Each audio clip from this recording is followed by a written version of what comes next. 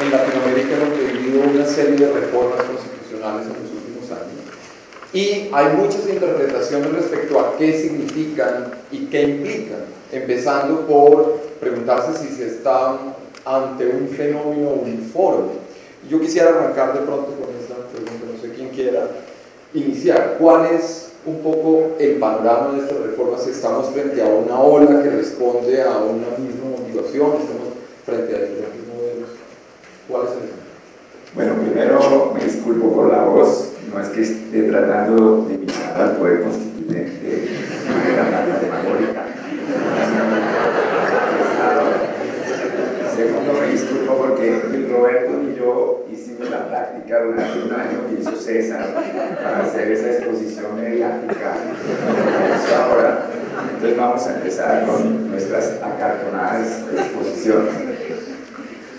Yo creo que en los últimos 20 años, desde más o menos o las constituciones centroamericanas o la constitución brasileña de fines de los 80, hasta hoy América Latina está viviendo intensos procesos de reforma constitucional.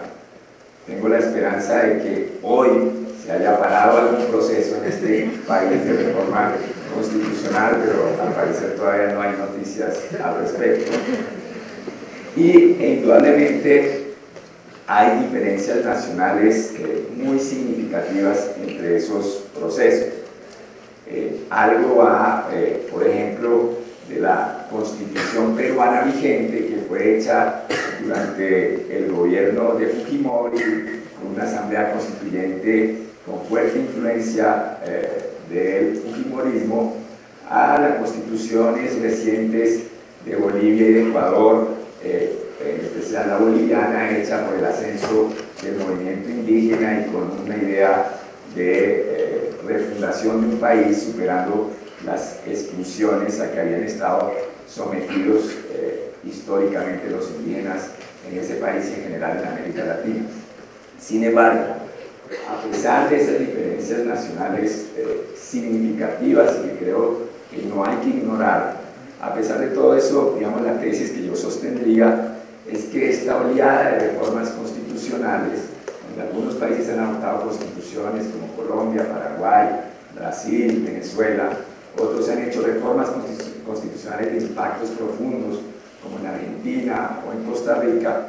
A pesar de esas diferencias nacionales, hay tendencias comunes. Quiero, digamos, resaltar dos o tres, digamos, porque ya me advirtió César que no se trataba de hacer una conferencia, sino una charla, pero quisiera destacar dos o tres muy importantes. La primera es una nueva visión de la nacionalidad frente a constituciones anteriores fundadas en una nación en donde se homogenizaban las personas. Uno de los mejores ejemplos es nuestra constitución, con el plebiscito del 58, en donde decían que todo el mundo tenía que ser católico, liberal y conservador, o si no, prácticamente no tenía derechos políticos, y que no se le ocurriera para nada ser gay, porque quedaba excluido de la comunidad política. Frente a esa idea, las nuevas constituciones reivindican la diversidad y el pluralismo, con diversidades e intensidades. Las más radicales allí no sabemos a qué va a conducir, eso es un experimento, creo que son la ecuatoriana y la boliviana, que hablan de una nación de muchos pueblos o un estado plurinacional, hasta constituciones más moderadas, pero esa es una idea fuerte e importante.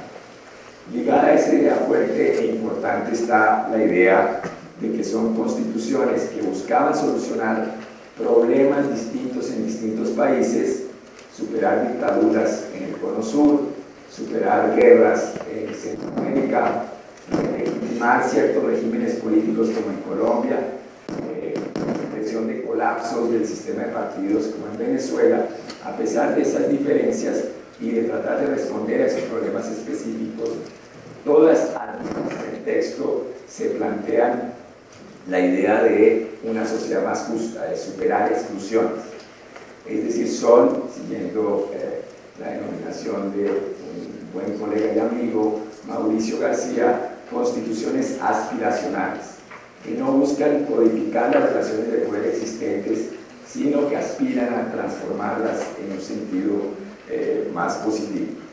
Y por eso también es un tercer rasgo, son constituciones cargadas de derechos, llenas de derechos, derechos civiles clásicos, derechos económicos, sociales y culturales, derechos colectivos, incluso en la Constitución ecuatoriana, derechos de la naturaleza.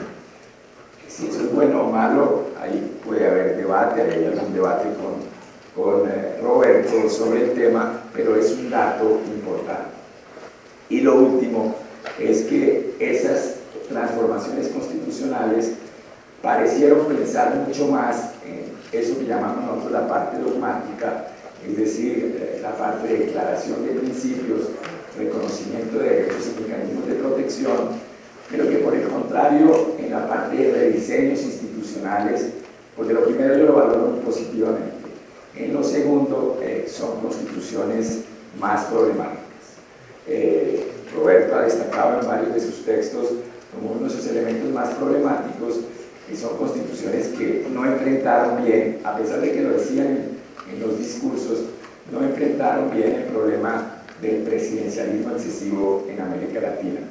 No vayan a creer que ese es solo un problema colombiano, aquí lo exacerbamos, pero es un problema latinoamericano y nuestras constituciones no lo enfrentaron bien.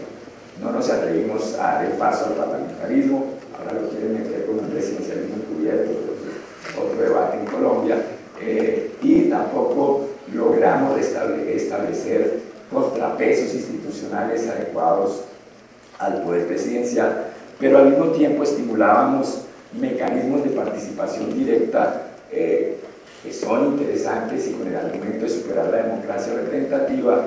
Entonces ahí creo que hubo elementos más problemáticos, porque si uno combina mecanismos de participación directa con un presidente fuerte, sin contrapesos institucionales, no saben ustedes qué puede ocurrir.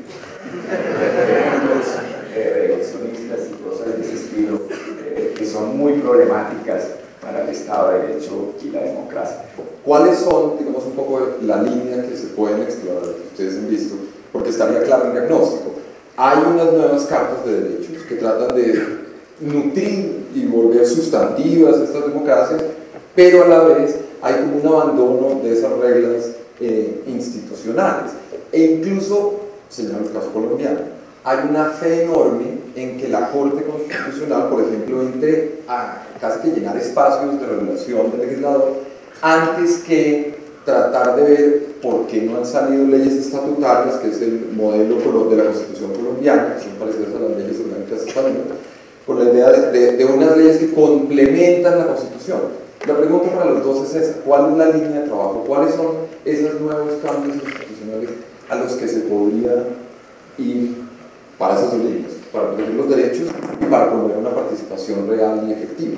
Un punto general es que es un enorme problema tener contradicciones internas en el texto, ya sea en la parte orgánica y dogmática, ya sea como en muchas constituciones, y creo que el caso de la colombiana, que es una constitución que muchos desde afuera admiramos, también encontramos entre una constitución comprometida con un orden económico determinado, o que da muchas señales en ese sentido, y al mismo tiempo con compromisos sociales muy fuertes. Y eso es un problema por muchas razones, tanto por cómo darle vida a ese texto constitucional, sino porque el riesgo obvio que abre de que el ciudadano vea la Constitución como aquello que no queremos que aparezca, y es como un elemento contradictorio que es compatible con cualquier cosa.